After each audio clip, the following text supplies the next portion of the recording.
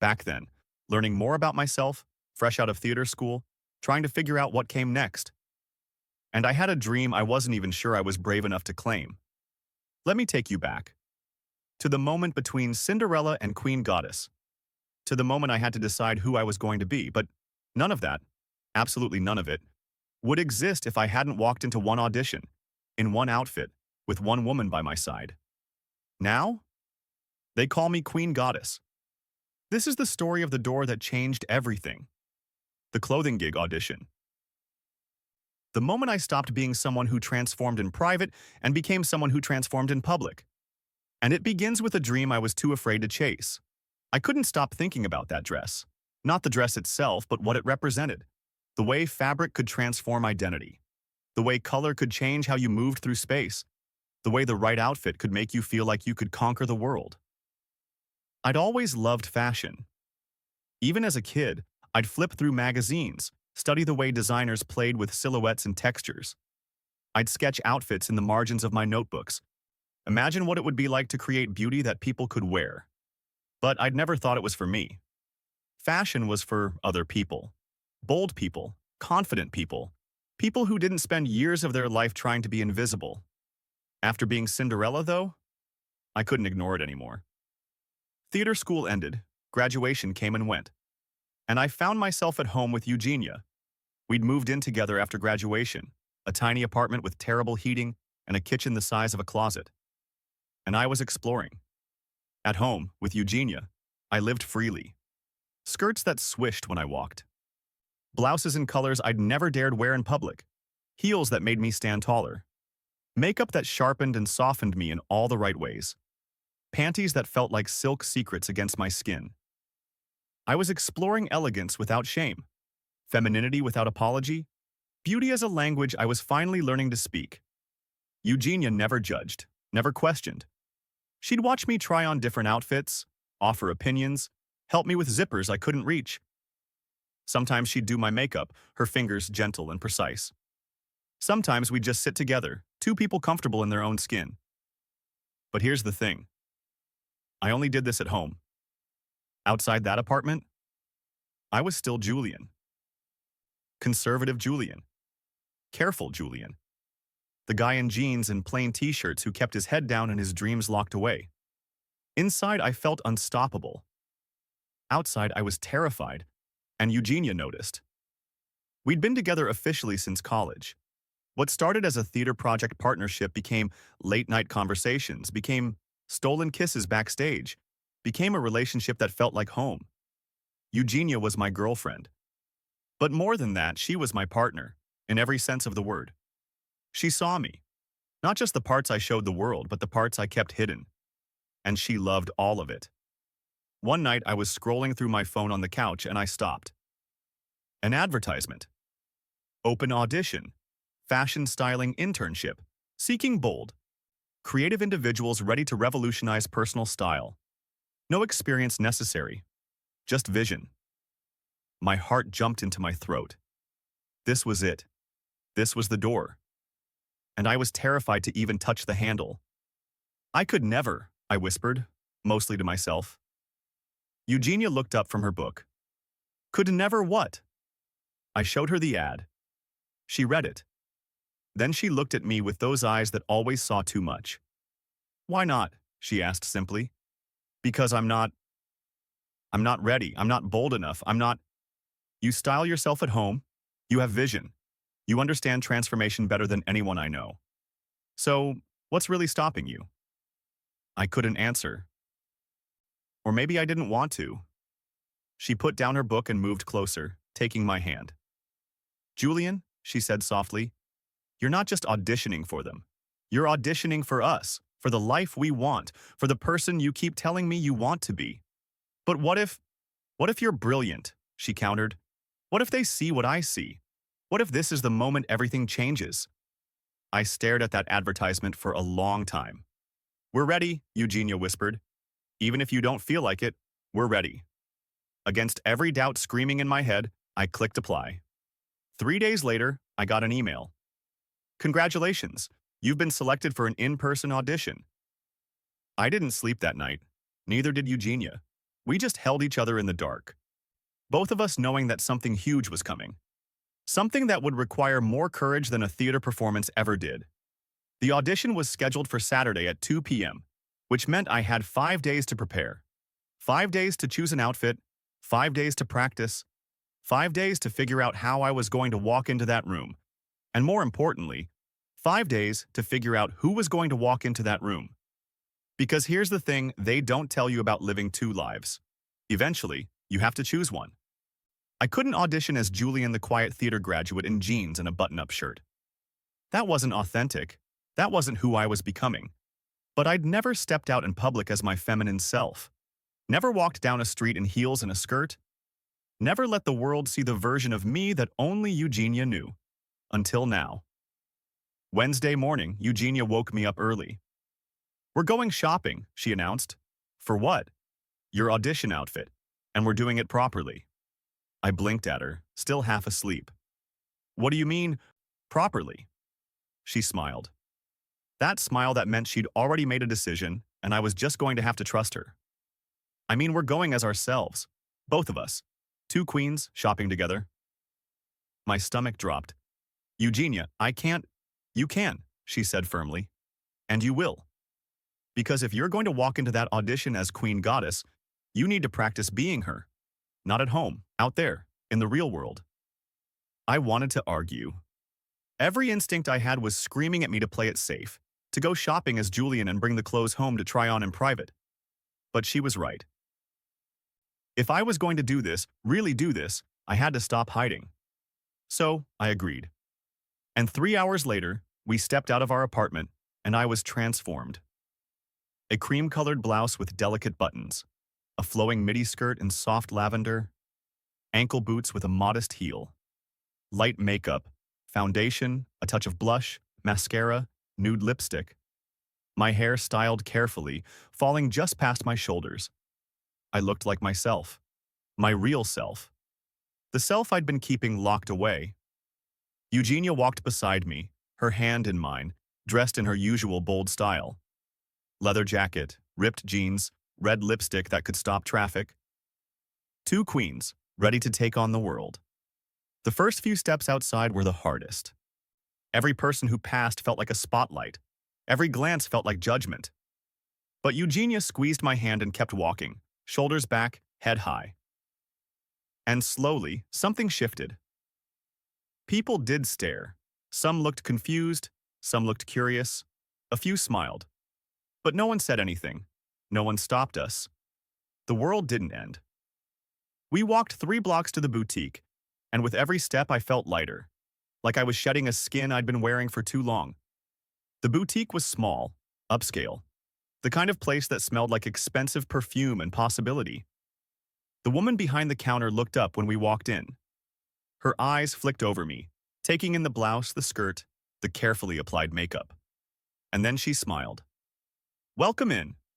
Let me know if you need any help." That was it. No judgment, no questions, just welcome. Eugenia grinned at me. "See? We spent 2 hours in that boutique, trying on outfits, mixing and matching, building the perfect look for the audition. And piece by piece, we found it. The blouse. White, long-sleeved, with a V-neck wrap style that was professional but elegant.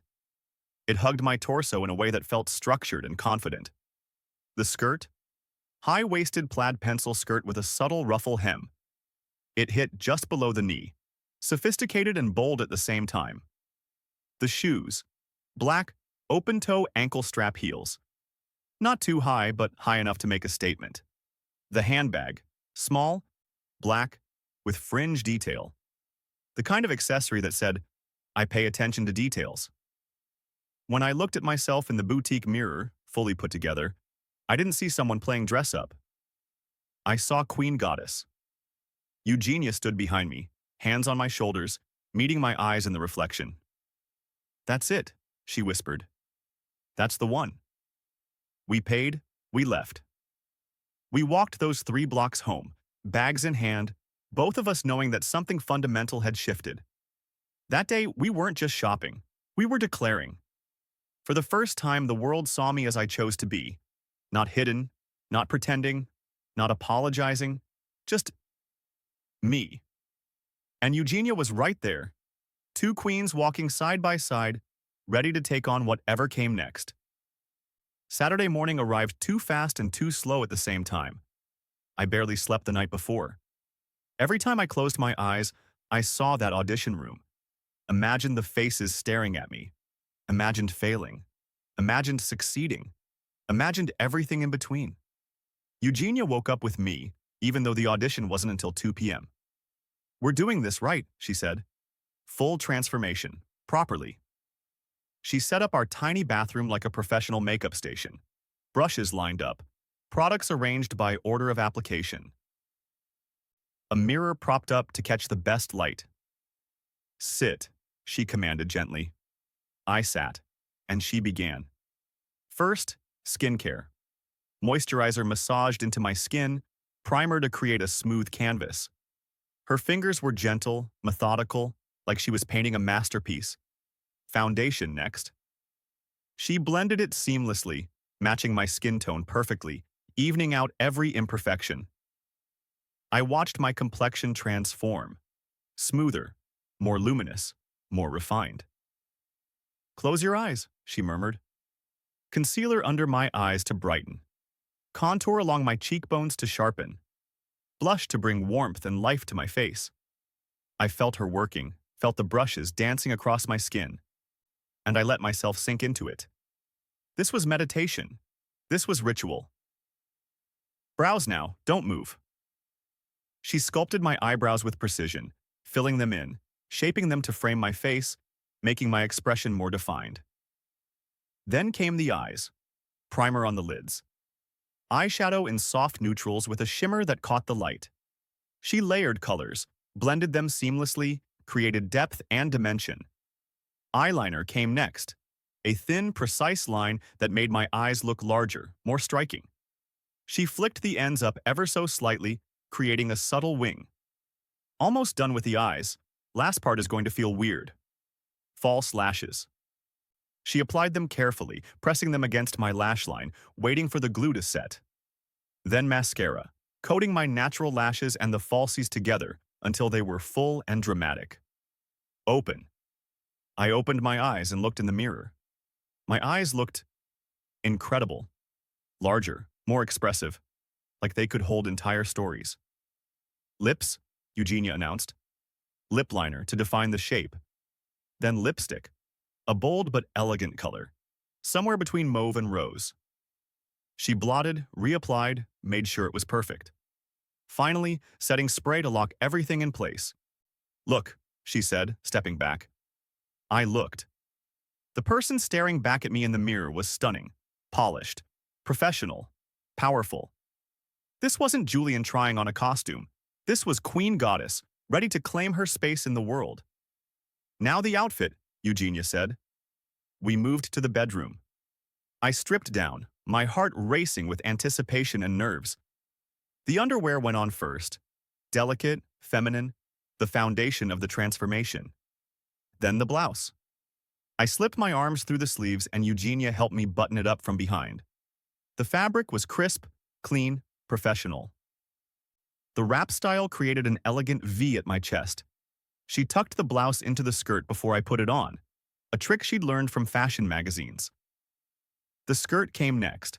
High-waisted plaid pencil skirt, zipping up the side. It hugged my hips, fell to just below my knees, the ruffle hem adding a touch of personality to an otherwise professional look. I slid my feet into the black open-toe heels. They made me instantly taller, made my posture straighten, made every step feel purposeful.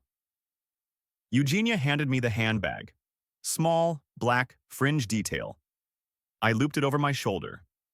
She stood back, arms crossed, examining me from head to toe. "Jewelry," she said suddenly. She disappeared into our bedroom and came back with a simple necklace, a delicate gold chain with a small pendant.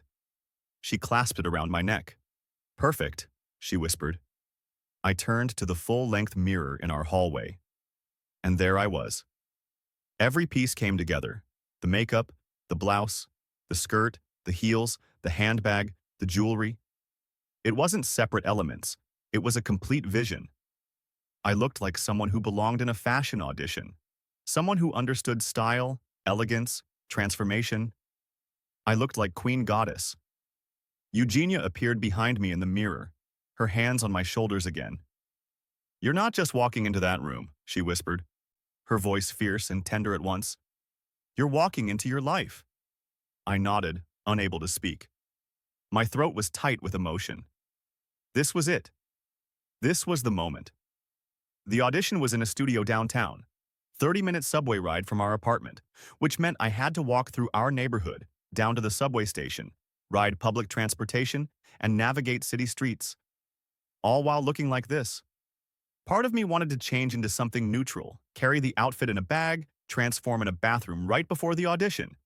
But that would be hiding. And I was done hiding. 1:15 p.m., time to leave. I stood by the door of our apartment, one hand on the handle, my reflection visible in the small mirror on the wall. Blouse tucked perfectly, skirt sitting just right, heels making me stand tall, handbag on my shoulder, makeup flawless, hairstyled. Queen Goddess, ready to step into the world. Eugenia stood beside me, dressed in her own bold outfit, ready to accompany me all the way to the audition. "You ready?" she asked. I took a breath. The kind of breath you take before jumping off a cliff, trusting that you'll fly. "No," I admitted, "but I'm going anyway." She smiled. "That's the only kind of ready that matters?" I gripped the handbag tighter, straightened my shoulders, felt the heels steady beneath me. And I opened the door. The hallway light hit me first, then the sound of the city beyond. Cars, voices, the hum of life happening everywhere. I stepped out. One heel clicked on the floor, then the other. The door closed behind us with a soft click. And just like that, I was in the world. Not as Julian, the quiet boy who played it safe. As Queen Goddess. Bold, visible, undeniable. My heart was pounding so hard I was sure Eugenia could hear it. But I kept walking. Down the hallway. Down the stairs. Out the front door of our building. The afternoon sunlight hit my face and I squinted for just a second. The city was waiting. The audition was waiting. My future was waiting. And I had just stepped into it. Because the next part of this story, the audition itself, what happened in that room, the people I met, the moment that changed everything, that's a whole other chapter. And trust me, you don't want to miss it. So hit that subscribe button. Join the Gender Diary family. Turn on notifications. Until then, remember this. Transformation isn't a one-time thing. It's a series of doors. And the bravest thing you can do is keep stepping through them, even when you're terrified, even when you're not sure you're ready, especially then. I'll see you in part 2. This is Queen Goddess, signing off.